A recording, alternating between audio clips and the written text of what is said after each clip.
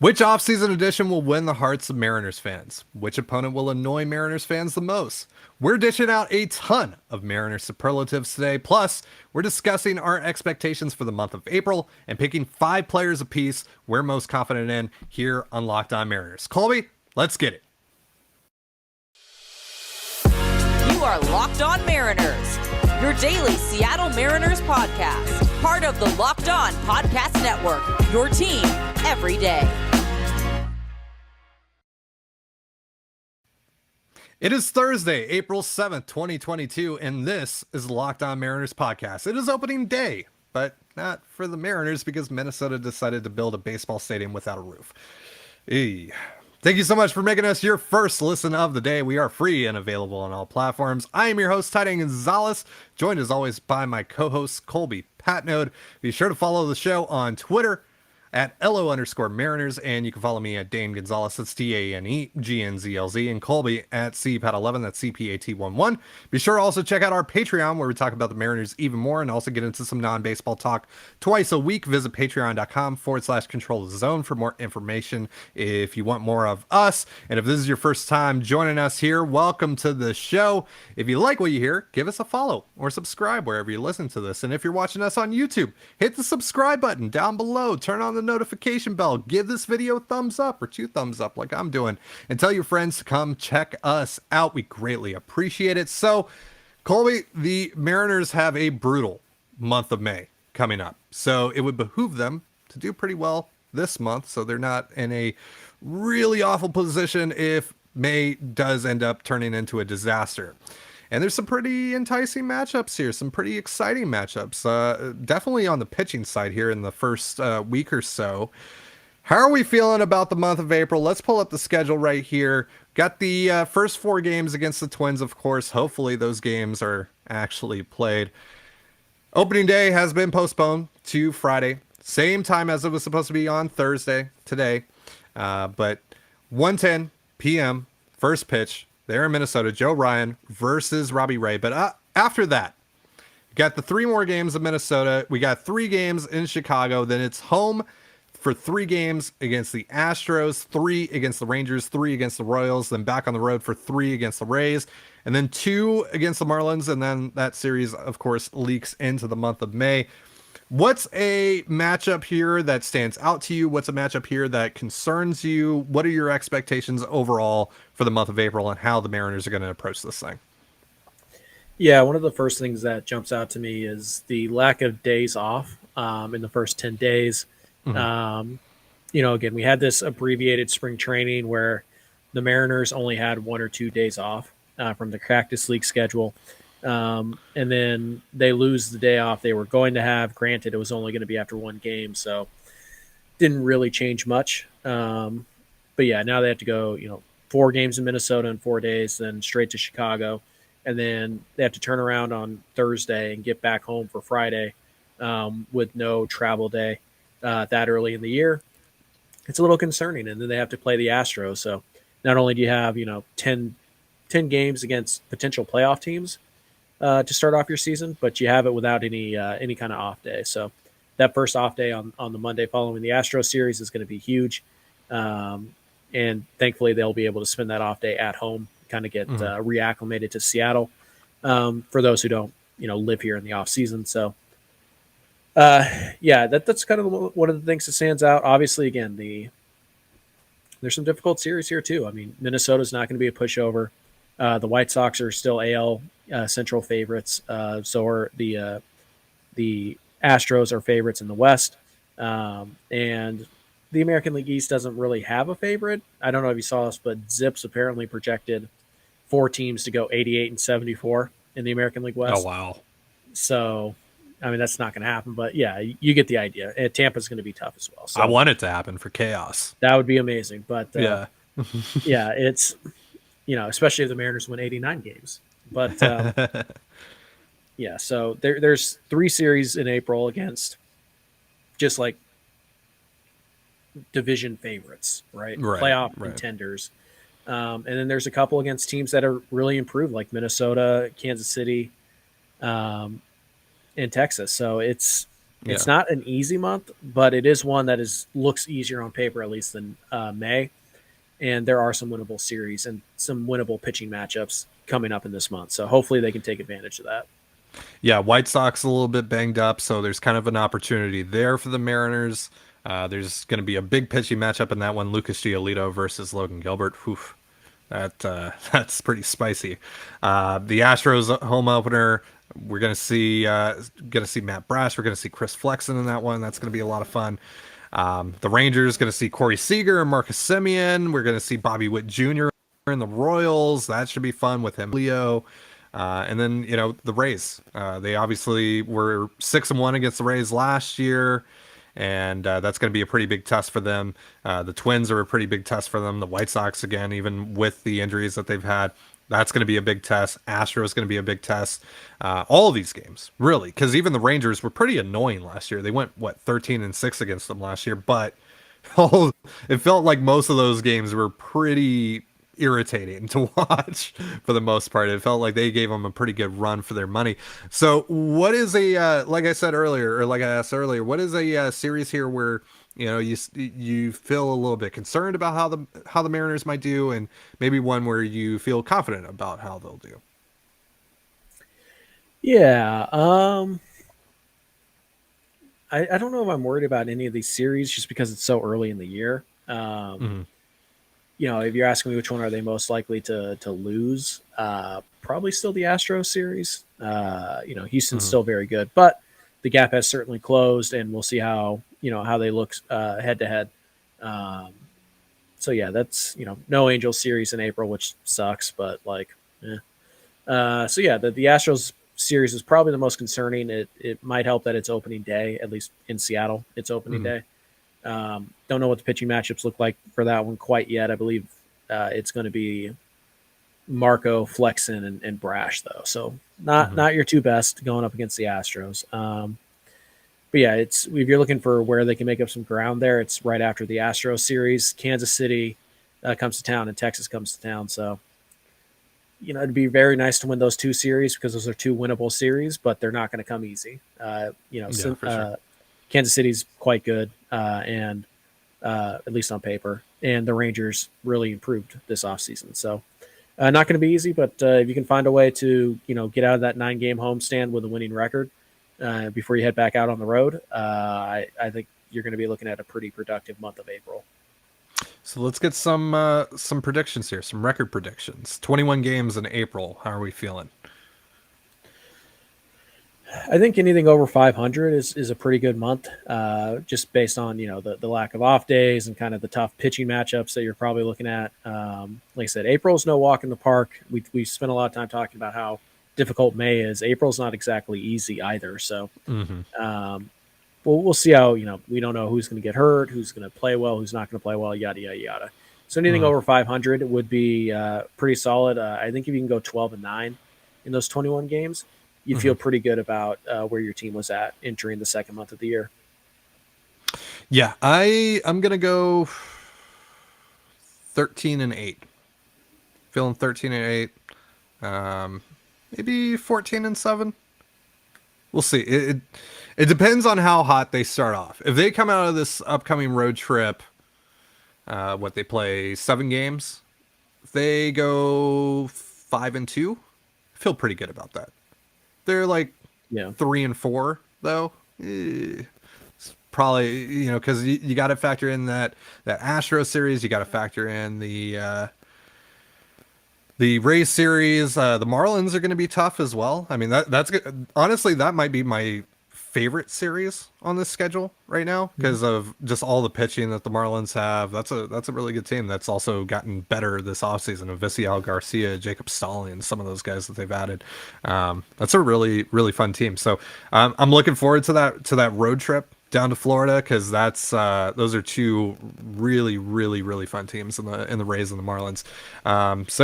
So let's talk about 5 players you and I are both really, really, really confident on. But real quick, a reminder, this episode of Locked On Mariners is brought to you by BetOnline. BetOnline.net is your number one source for all your betting needs and sports info. Find all of the latest sports developments, including this week's Masters Championships odds, podcasts, and reviews for all the different leagues this season. And BetOnline is your continued source for all your sporting wagering information, including live betting, esports, and scores. Colby, I don't know if you saw this, but today BetOnline released their World Series odds, and the Mariners are plus 3,300. I'd take a flyer on that. See what happens. Head to the website today or use your mobile device to learn more about the trends and action and check out those odds. Bet online, where the game starts. Okay, so you're listening to Locked On Mariners. Thank you again for making us your first listen of the day, just like you do here every day. And just a reminder to check out Locked On MLB Prospects. Host Lindsey Crosby is a prospect encyclopedia, and he's going deep on the MLB stars of tomorrow. It's free and available wherever you get podcasts just like us. So yesterday on Twitter, Jason Churchill of Prospect Insider and the Baseball Things podcast, which you should absolutely check out, cannot recommend it enough. Also friend of the show, Jason Churchill.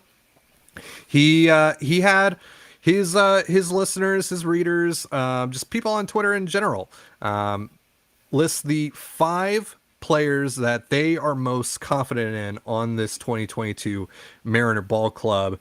5 guys that they would bet money on. So, Colby, you and I are going to take on this challenge and list 5 players apiece that we are confident in. And this is not necessarily going to be the same 5 guys that we picked for Flag Week, that we planted our flag in. Because some of those guys, it's just, hey, we're high on, but there's a possibility that they might not live up to our expectations. So who are some guys that you feel incredibly confident in, like 100%, I'm putting money down on this guy. Speaking of Bet Online, right?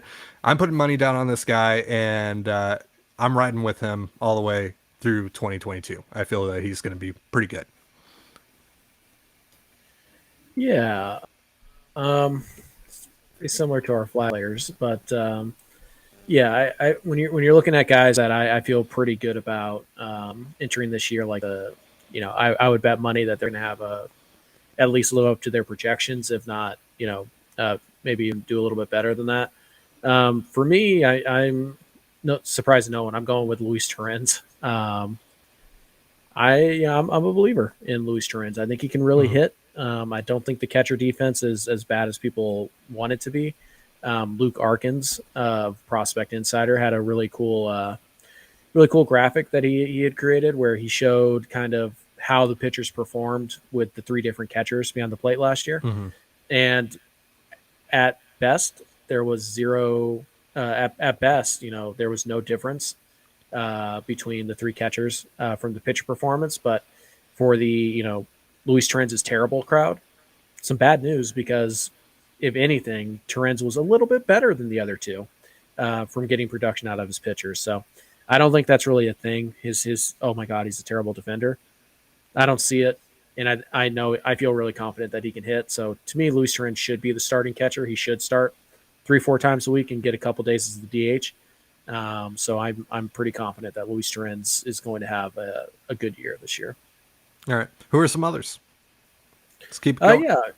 I'm pretty confident in Chris Flexen. I feel like maybe people are overlooking him a little bit. Sure. I know he had some rough spring starts, but hey, you know what? He did last year as well. And the stuff is just better than people give it credit for. It's a fastball. It's 93 to 95. It's a pretty good curveball, pretty good changeup, and a nice cutter as well. So there's more there than people think there is. Obviously, guys like JP and Adam Frazier. I mean, I feel like you just write down what they're going to do in pen, and be within, I don't know, 5 to 10 points in every category. So those guys you feel really confident about.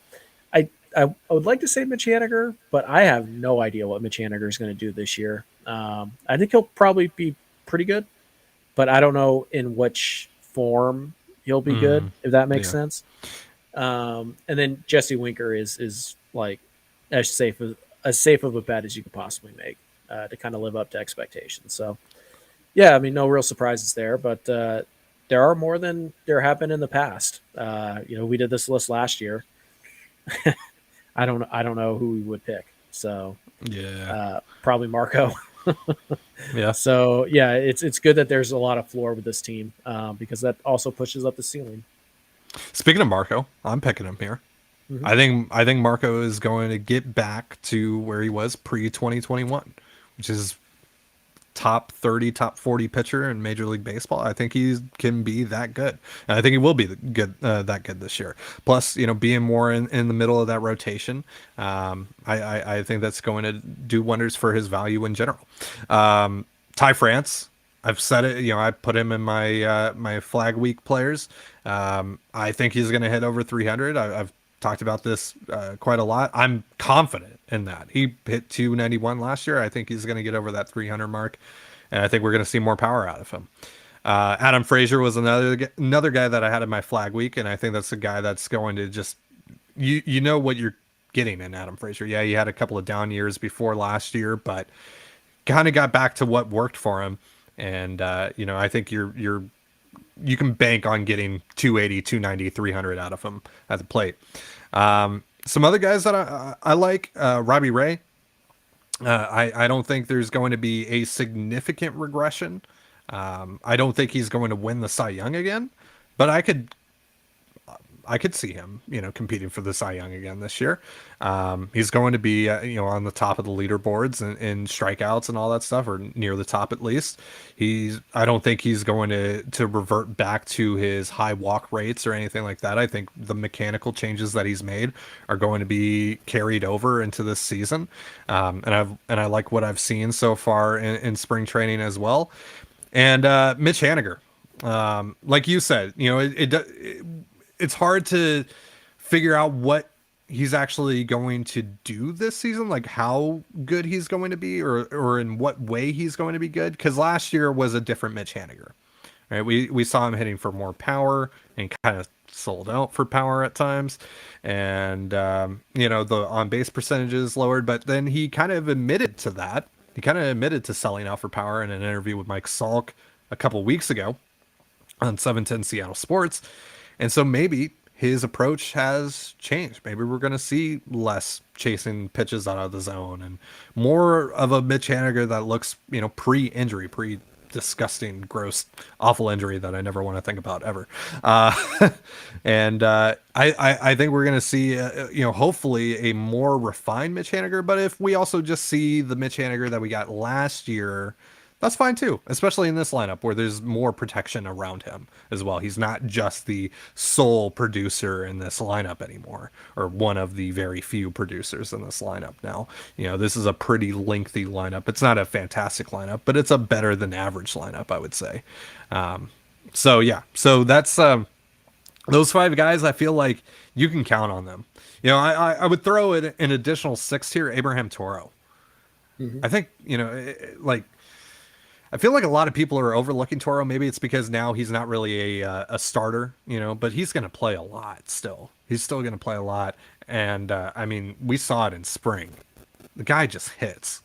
He just hits and hits and hits. He's also going to get more run at third base, which is his natural position.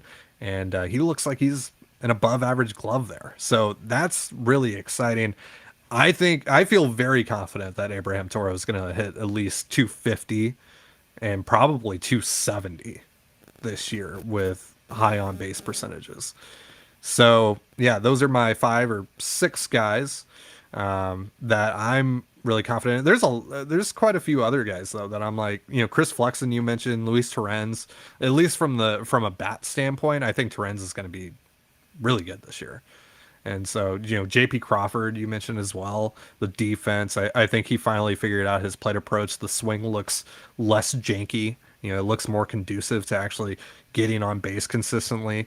And I think there's a lot of guys that are in this lineup, that are on this roster that you can look at and feel pretty good about heading into the season. And that's a testament to the work that the Mariners have done up to this point, and the growth of some of their players.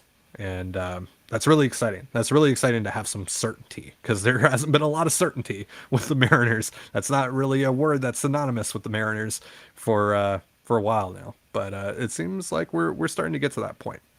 Anything else you want to add before we move on? Nope. No? All right. No other players you wanted to talk about? All right. Let's talk about our superlatives, or let's hand out our superlatives rather in just a moment. But real quick, a reminder: this episode of Locked On Mariners is brought to you by Rock Auto. With the ever increasing numbers of makes and models, it's now impossible for your local chain auto parts store to stock all the parts you need. Why are often pointless or seemingly intimidating questioning, like is your Odyssey an LX or an EX, and wait while the person behind the counter orders the parts on their computer, choosing the only brand their warehouse happens to carry.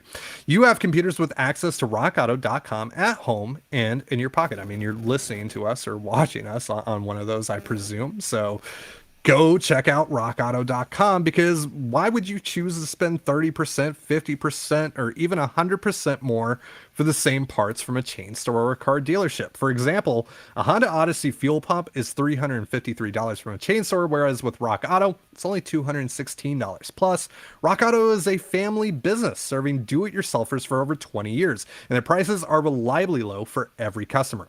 So go to rockauto.com right now, or right after you're done listening to us, and see all the parts available for your car or truck. Write Locked On in their How Did You Hear About Us box so they know we sent you. Amazing selection, reliably low prices, all the parts your car will ever need. rockauto.com. All right, Colby. So let's hand out some preseason or opening day or what have you superlatives for the 2022 Seattle Mariners. I've come up with a bunch here, some more serious than others. Let's get into some of the more legit ones first. Let's start with most likely Mariners hitter to produce in line with their projections. So kind of going off of the conversation that we just had, who are you most confident in living up to their projections right now, whether it's Fangraphs, Zips, whatever you want to use?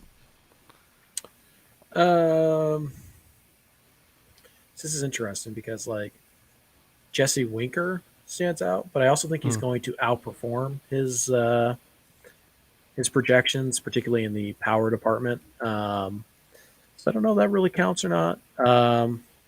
I would say when I look around at projections, I look at Adam Frazier and I'm like, yeah, that feels right. So I'm gonna go with Adam Frazier. Like I said, I think the projections are actually low on Winker this year. So yeah, I'm gonna go Frazier. I would go Winker, but I think their projections are too low, like I said. So I'll go Frazier. Yeah, I'll go Frazier as well. Like I said in the last segment, that's a guy that you can just depend on. That's going to give you that 280, 290, 300. And that's about where most of the projections have. You know, all the projections are kind of all over the place for every single guy. There isn't really one where they're just consensus, you know, all in agreement. But Frazier seems to be, you know, one of those guys where pretty much everyone's pretty close on what they think of him. All right, so now let's go on the flip side here. Most likely Mariners pitcher to produce in line with their projections. Probably Robbie Ray. I think the projections are pretty fair on Ray. Again, I think they're a little too harsh on Marco. Gilbert's a pretty good one as well. Flexen's, to be honest, I haven't really seen his projections, but I can guess where they're going. Because I seem to be like the high man on Chris Flexen, but I kind of look at what the projection systems think Robbie Ray's likely to do this year, and I think that's pretty close to right in line with what I'm expecting. So I'll say Robbie Ray. Yeah, I'll go Chris Flexen, actually.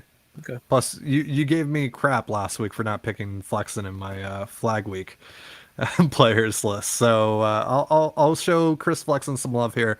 I think he's going to do pretty well, and the projection systems they're pretty high on him as far as I'm aware.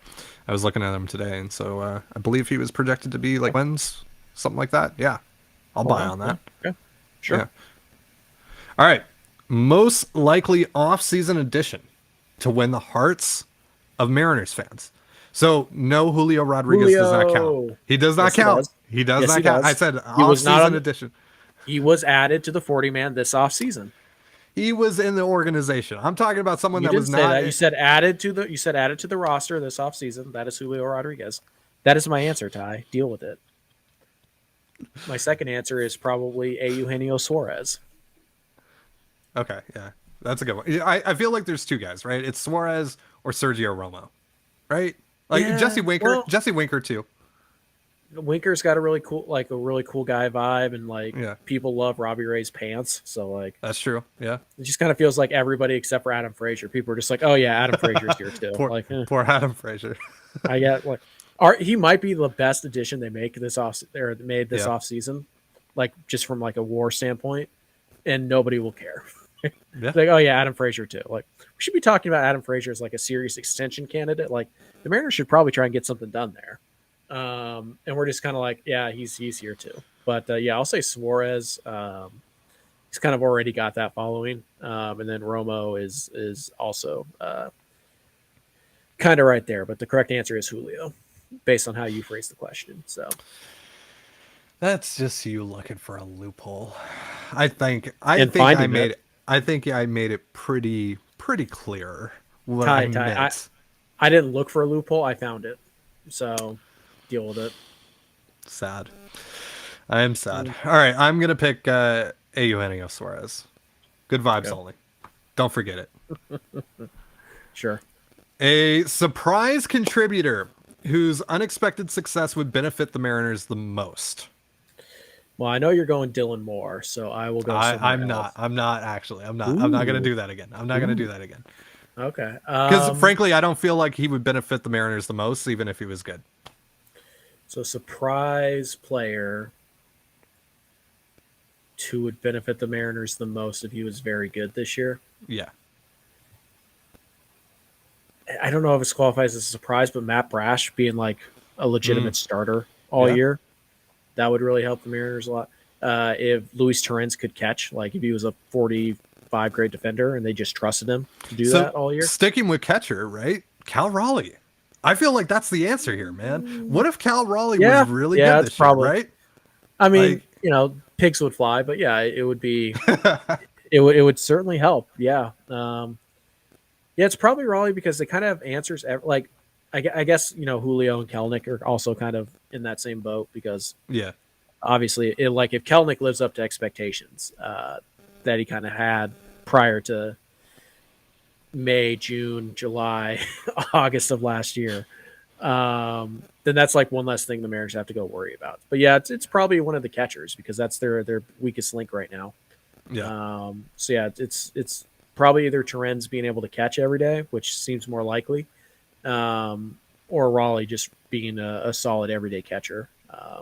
That would help out quite a bit. Yeah. All right. Next up, most likely Mariner to get thrown out of a game arguing balls and strikes. I'm gonna say Jesse Winker because there were a couple times this spring where I thought he was actually he was gonna get popped for that. So I'm gonna actually go a direction you're not expecting me to go at all here. Okay. Chris Flexen. Ooh. Yeah, I went with the pitcher. Okay. Yeah. I like it. Flexen's got some fire, man. He's got some anger in there. So Flexen's a good one. There's not a ton of like. I feel like Robbie might. Yeah, I don't know. Robbie kind of has a like, I don't care vibe. Like, not that he doesn't want to play well and win and all that stuff, but it's just kind of like, whatever. I'll just strike him out on the next pitch anyways. Yeah. So I'm gonna go Flexen. Winker is probably the favorite though, just because there were a few times this spring where he was like this close to getting booted from a spring training game. So, it's Winker. I still think Flexen is going to bark at an umpire and get tossed from the mound. Yeah. All right. Most likely Mariner to have the best walk-up music. Jesse Winker. Yeah. He's he likes Future. He had Young Thug as. Yeah, he had Jesse had Young Thug last year and Drake. I actually looked it up. There's a website called Plate Music where you can look up everyone's walk-up music. But my pick actually is Adam Frazier. I was incredibly surprised by this. I looked at Adam Frazier's walk-up music. His walk-up music since 2019 has been Explosive by Dr. Dre, which to me is one of the best rap songs of all time. Okay. So I vibe with that. I vibe with Adam Frazier pretty heavily. So I'm going Frazier. I'm going Winker because I know he's a fan of Future, and there's a particular former player from the Seattle area who has some beef with with future, and I love the troll job, even though that's clearly not what he's intending to do, but I will take it anyways. So I'm going to go with Winker. Most likely Mariner to say pineapple belongs on pizza. This is a topic that you are very passionate about. None of them will say it because they're all decent people. They're all decent, hardworking, God-fearing people, so none of them will say it. I feel like Tony Sandwiches might. Yeah, that's a good call. Tom Murphy, I feel like he's kind of crazy. Like, Yeah. No, he probably likes something even weirder on his pizza, like oranges or peaches. Yeah. Probably, yeah. I can totally see that, yeah. Dylan Moore, we know he kind of likes to not listen to people with common sense, so Demo's kind of a guy, but I like the Michelle. It's probably a bullpen guy, right? Like, they're all crazy out there anyways. Yeah. I don't think it's Seawald though. He's too good at everything to have that bad of a take. So yeah, I think Mishevitz is probably a guy. I could kind of see Justice Sheffield being a big, Hawaiian pizza guy for some reason. But I feel like this question's been asked, so if we Google this, we'd probably know. Well, we know that it's not Eugenio Suarez or Jesse Winker because they were asked about it. They said no. Because once again, Jesse Winker is elite from his Chad music Winker. choice. Yes. All right. Yes, he is elite. So yeah, not surprised. We know that Scott Service is Team Dad, so most likely Mariner to be Team Dad Scott Service's son for the year. Because last year it was Jared Kelnick. It's Kelnick. Yeah, he's gonna repeat. It's or Kelnick. Not Julio. Not Julio after the video that we just saw. No. They're Wisconsin guys. Like, they stick together because they both understand Wisconsin sucks, but we got out. So like, yeah, we're doing better. So all right. Yeah, no, it's going to be. I think what Julio and Scott are going to have is going to be more of an uncle nephew type of relationship where Scott's the fun uncle. Sure. Okay. All right. I like that. I'll go Kelnick as well though. I love that bond. Last year the hug and all that stuff. Yeah, it's great. Yeah. All right. A trade that would make us go chills. DePoto did it again. Still acquiring Jose Ramirez even after he signed his extension. All right. I mean, that would do it, right? Yeah. Do I need like the specific terms of the trade or just like the player that they acquired? No, that's good enough. That's a good enough. Probably Brian Reynolds. Pablo Lopez would be a good one. How about trading Taylor Trammell back to the Padres for a pitcher? Is it Blake Snell? The ultimate, yes. Sure. Let's say that's Blake Snell. Sure. Hey, Trammell, I like Trammell so much. I know, but I'd be sad. But you have outfielders. I'm not going to say we have outfielder depth yet, but there isn't a clear path for him to play. And, it would just be the ultimate troll job to send Trammell back to the Padres and fleece AJ Preller once again. Because they should sign Taylor Williams to a minor league deal and then trade him for Blake Snell and Yu Darvish. Duh. Both twofer. Obviously. Trammell had a really good game in the Rainier's debut too. So hey, maybe he rebuilds his trade value here, and then we can have a chills moment. All right, most likely opponent to annoy Mariners fans. I'm going with the Rangers here. Oh, okay, we're going with the team. Yeah. Well, for me, it's always and forever the Angels. But it's probably the Rangers this year. I mean, I think they're good enough to be a thorn in the side, and they're going to have a bad enough record that when you look back at it, you're like, oh, we couldn't have done 3 games better against that team, really. That's just kind of how it goes. So, yeah, I think the Rangers is a pretty good one. It almost has to be an in-division team, and it's kind of just leaves the Rangers, really. Or the Angels, but yeah. Did you have a player in mind? David Fletcher. Yeah. David Fletcher. Yeah. Jed I'm Lowry. not gonna. Yeah. Oh, yeah. I'm not gonna argue against the other one of those.